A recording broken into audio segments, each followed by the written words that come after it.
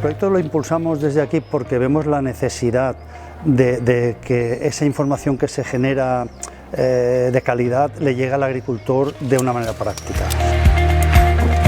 Los agricultores están en el día a día y necesitan una cadena de transmisión para que les llegue esa información interesantísima.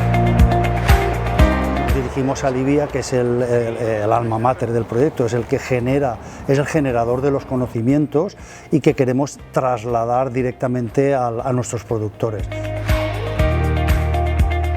El otro socio importante es la cooperativa que es donde que pone a nuestra disposición los campos donde se instalan los recursos para generar este proyecto. Otra pata importante es la empresa Visual Nacer, que es la empresa tecnológica que utiliza los recursos, la parte informática y la parte de comunicación.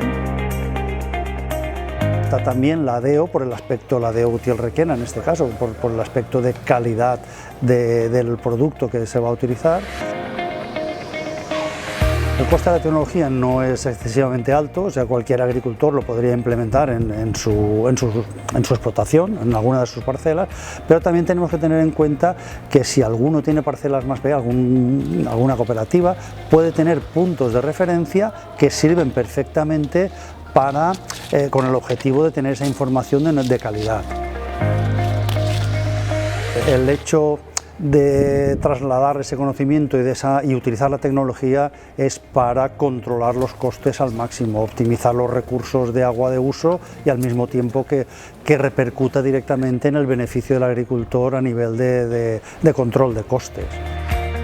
Nosotros desde Federación también lo que estamos haciendo es informar de todos los datos de este proyecto para hacerlo llegar al máximo de agricultores de nuestras cooperativas posible.